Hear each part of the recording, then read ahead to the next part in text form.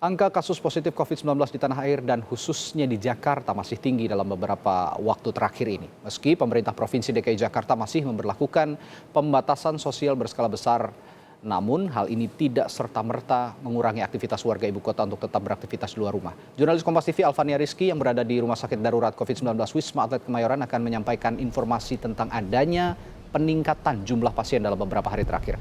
Alfa, angka kasus positif COVID-19 di Jakarta ini terus meningkat. Apakah ini juga terlihat dari jumlah pasien yang dirawat di Wisma Atlet?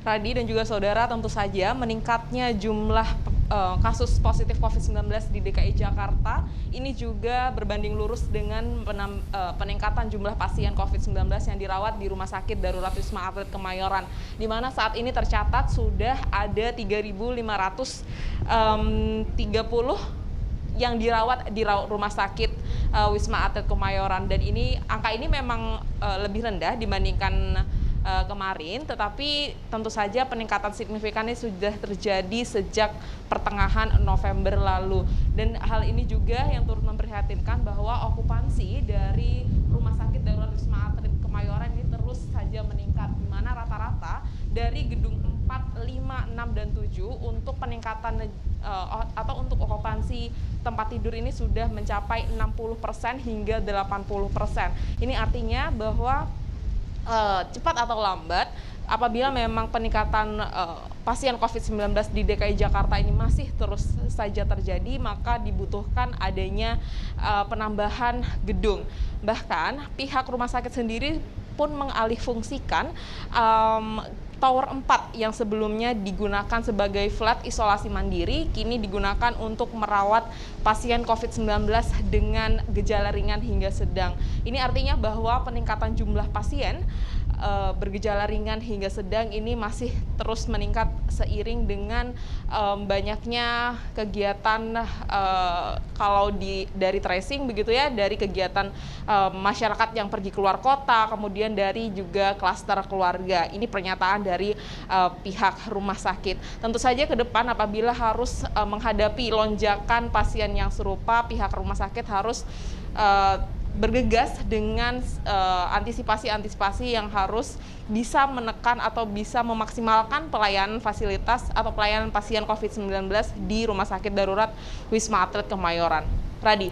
Ya, Alfa, lalu apa langkah yang diambil pihak Wisma Atlet dalam menghadapi lonjakan pasien ini?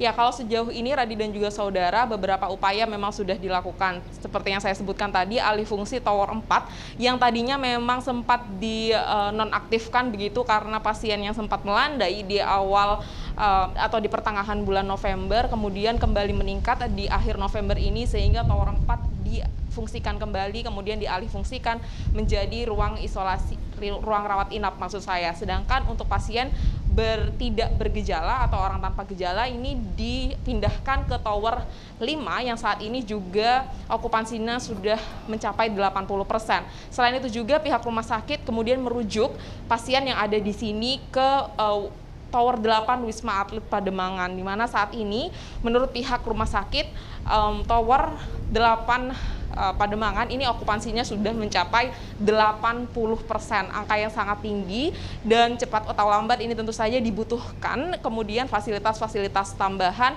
untuk kemudian menambah kamar-kamar lagi apabila memang nanti ada lonjakan pasien di gelombang selanjutnya. Radi.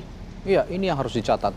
Sisa kurang dari 20% ketersediaan kamar di Rumah Sakit Darurat Wisma Atlet ini menandakan bahwa kasus COVID-19 masih tinggi di ibu kota DKI Jakarta. Untuk terus kita sikapi dengan bijak agar selalu taat dalam protokol kesehatan dimanapun Anda berada. Terima kasih. Alfania Rizky melaporkan langsung dari Rumah Sakit Darurat Wisma Atlet Jakarta.